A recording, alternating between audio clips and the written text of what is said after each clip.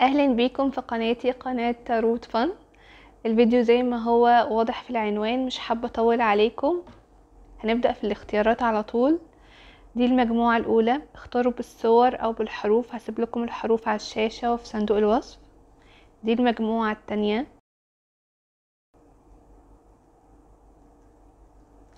هسيبكم ثواني تختاروا، بس حابة اقول لكم انه طاقة الفيديو ده وكل الفيديوهات اللي على القناة هي طاقة زمنية مفتوحة، تقدروا تشوفوها وتسمعوها في اي وقت.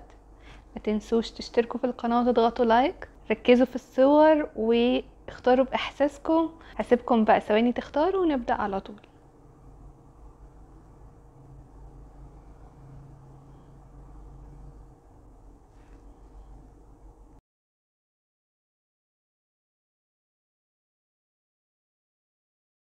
اهلا بيكم يا مجموعة رقم واحد. اولا كده انا معايا طاقتين، هقول لكم الطاقتين وكل واحد ياخد حسب القراءة او الطاقة المنطبقة عليه.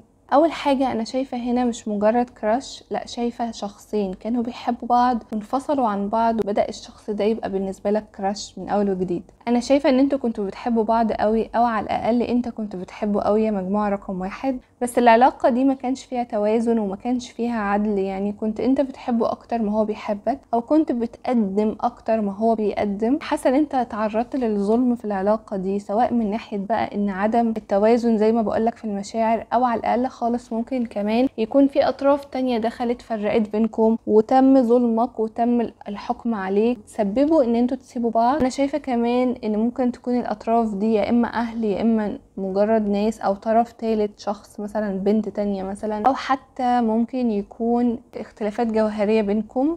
كمان انا شايفة ان انت شايف انه العلاقة دي مفيش امل فيها، مفيش امل انها ترجع تاني، مع اني انا مش شايفة ده. انا شايفة ان في فرصة حلوة في العلاقة دي، وشايفة ان في امل ورجوع ليكم. مش بقول ان انتوا هترجعوا لبعض، انا شايفة ان في امل وفرصة حلوة ان انتوا تصلحوا وتنتصروا على اي حاجة وحشة في العلاقة دي.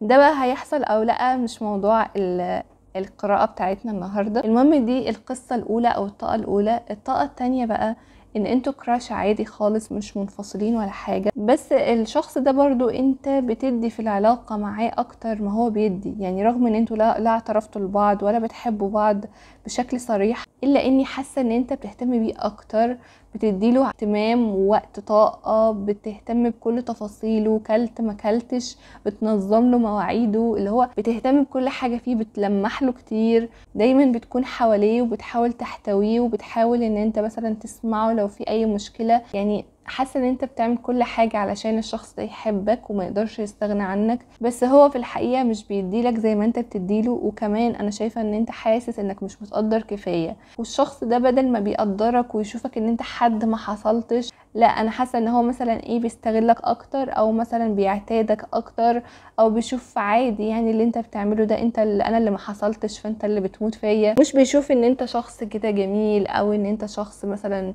قد ايه مليان بالحب او الكلام ده، مش مقدرك قوي. يعني ده بالنسبه للطاقه بتاعتكم. لو انطبقت عليكم كملوا القرايه، لو ما انطبقتش عليكم اسمعوا المجموعه التانية. طيب خلونا بقى نخش في السؤال التاني، وهو مشاعر الشخص ده تجاهك ايه؟ الشخص ده حاليا مشغول بحاجات تانية خالص غير المشاعر، كاتم المشاعر، او مش بيظهرها، مخبيها، وكمان موقفها، زي ما يكون مثلا مأجلها شوية. وفي نفس الوقت مشغول بقى بحاجات هو بيحبها، ممكن يكون بيتعلم مهنة جديدة، او موهبة جديدة، مهارة جديدة. ممكن يكون داخل هو بالفعل شغال في حاجة مثلا واخدة كل وقته، واخدة تركيزه وشغفه، مش مثلا وقته مثلا هو كارهها، لا، هو حابب اللي هو بيعمله ده. مركز على نفسه اكتر، مركز على تطوير نفسه، تطوير وضعه المادي.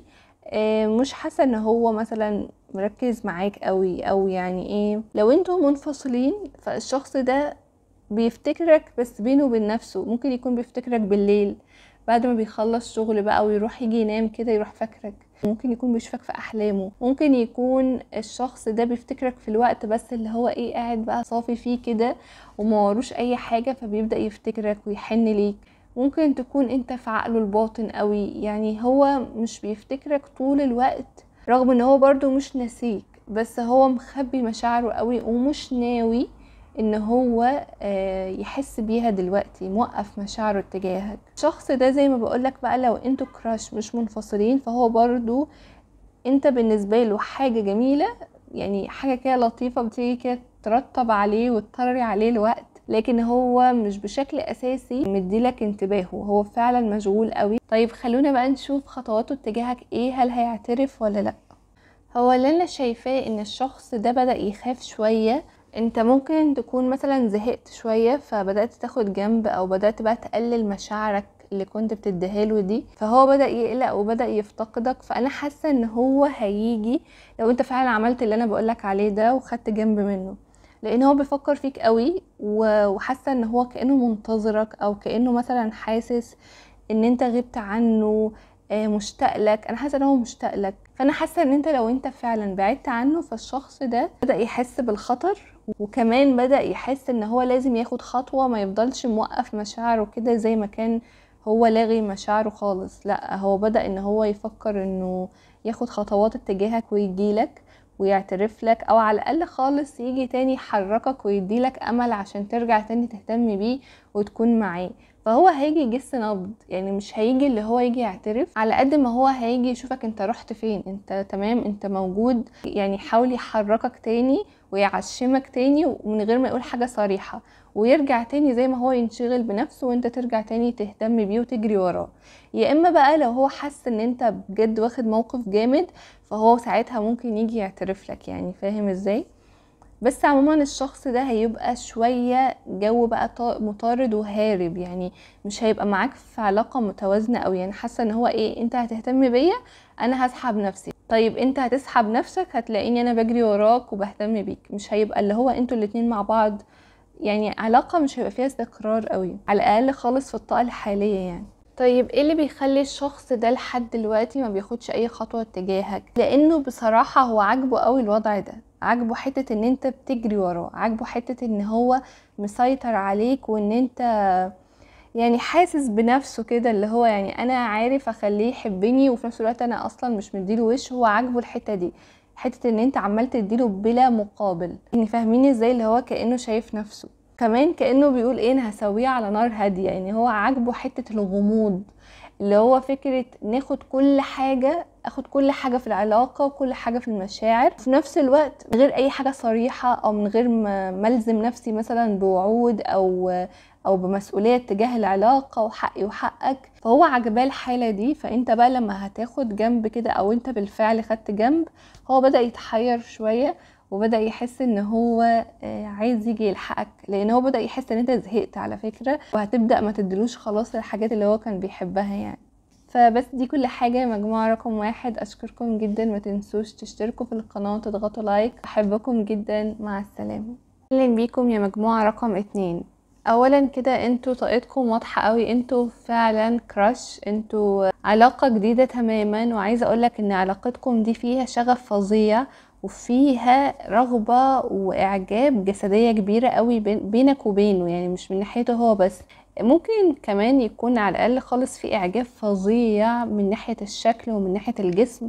ممكن انتوا الاتنين تكون جسمكم رياضي، جسمكم حلو، او على الاقل خالص بالنسبة لبعض ده ذوقكم، فانتوا حابين قوي، معجبين قوي ببعض في الحتة دي، وفي تواصل جديد. العلاقة دي علاقة كراش قوي، مش قادرة احس فيها مثلا طاقة الرجوع ولا انفصال. لو هي فيها انفصال ومثلا الشخص ده انفصلت عنه وبدأ بالنسبة لك يبقى كراش من اول وجديد، فعلى الاقل خالص انتوا راجعين بطاقة جديدة قوي، رجعتوا اتقابلتوا مثلا كل واحد فيكم كان طاقته مختلفة خالص، او مثلا عدى مدة طويلة قوي على بعدكم، فكأنكم برضو رجعتوا جداد خالص. انتوا كمان حاسين ان علاقتكم دي فيها نوع من انواع الحاجة كده المقدسة او القدرية، كأن مثلا الكون هو اللي جمعكم ببعض، او مثلا كأن بينكم طاقة روحية او حاجة كده. انتوا بتأمنوا بالحاجات دي قوي، وحاسين كأنه مثلا الشخص ده انتوا تعرفوه من حياة سابقة.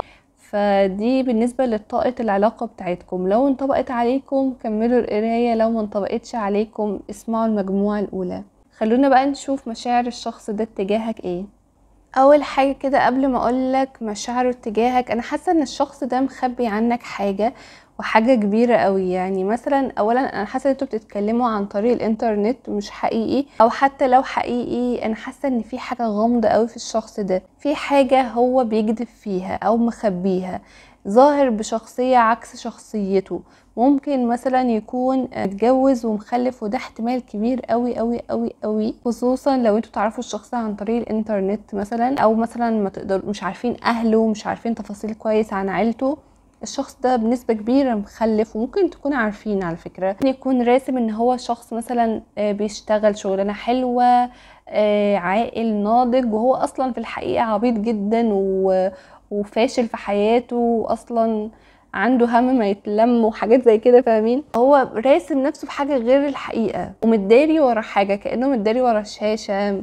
ممكن يكون بيكلمك بأكاونت مثلا مش الحقيقي، يعني ممكن تكون انت تعرفه حقيقي وهو بيكلمك بأكاونت مختلف. في حاجة مستخبية، في حاجة متدارية في مشاعره كمان مش واضحة قوي. انتوا ممكن كمان تكونوا بينكم حاجة روحانية قوي، يا اما حاجة في مشاعركم اتجاه بعض، يا اما انتوا مثلا اتقابلتوا او اتجمعتوا في جروب مثلا ليه علاقة بالامور الروحانية او كده. انا حاسة مشاعره بالاكتر شغف جسدي زي ما بقولك، ورغبة في انه يعيش معاك حالة بقى رومانسية، يعني يفصل بيها عن حقيقته، كأنه مثلا عايز يسترجع شبابه معاك، وهو اصلا ممكن يكون راجل كبير في السن وبيكلمك على النت على انه صغير. مش عارفة، في حاجة غامضة في مشاعره. بصوا، هو انا هوضح لكم قوي موضوع المشاعر ده. عارفين مثلا لما الراجل، بالذات لو اللي انتوا بتسألوا عنه ده راجل، يعني انت بنت بتسألي عن راجل، الراجل عموما ما بيعرفش يحس بالحب الا لما يكون باله رايق. فهو موضوع ان هو مخبي عليك حاجة، او ان هو عنده مسؤولية كبيرة قوي مخليه مكتف نفسه، هو اصلا مانع نفسه انه يحس بمشاعر حب حقيقية. ده مش معناه ان هو مش بيحبك او بيحبك، لا، هو معناه ان هو مانع عنده اوبشن الحب ده اصلا، لان هو بالفعل في موضوع، يعني في مسؤولية صعبة قوي. يسيب نفسه يحبك ليه؟ بس هو معجب بيك وعجبه الحالة اللي بينكم، وعجبه اكتر الجانب الجسدي في الموضوع. فاهمين ازاي؟ مش قادرة احس ان في حب صافي بقى وحب عاطفي وكده يعني. طيب بالنسبة بقى لخطواته اتجاهك، هو الشخص ده كأنه حاسس ان انت هتضيع من ايده مثلا، زي ما يكون مثلا حاسس ان في حد هيخش حياتك، حد مثلا، او عليك منافسة. ممكن يكون حاسس ان هو عليك منافسة، مثلا ممكن حد تاني ياخدك او يرتبط بيك او يوقعك او الكلام ده، خصوصا ان انت مثير، يعني انت شخصية حلوة ومثيرة وجذابة للي حواليكي، فهو حاسس ان الموضوع هيبقى كده مثلا. وفي احتمال تاني كمان ان الشخص ده ممكن تكون مشاعره بدأت تتطور شوية، بدأ مثلا ياخد باله انه بيحبك، او مثلا بدأ يحس ان هو، لما بدأ يحس ان هو هيخسرك، بدأ يحس ان هو انا ممكن اكون بحبه، او ممكن مثلا يبقى في بينا علاقة حب. فهو هيجي، بس هيجي من دافع الخوف، ومن دافع ان هو عنيد شوية، مش عايزك مثلا تضيع منه. ممكن من دافع اللي هو ايه، حاسة ان هو هيبقى تصرف صبياني شوية، مش تصرف ناضج قوي. يعني مش شخص مثلا انا بقى بحب الشخص ده ورايح له واعترف له كده، لا، هيبقى بيعترف علشان حب مراهق شوية، اللي هو مثلا هيبقى عايز برضو يقضي وقت معاك، وقت ممكن يكون فيه حب وكده.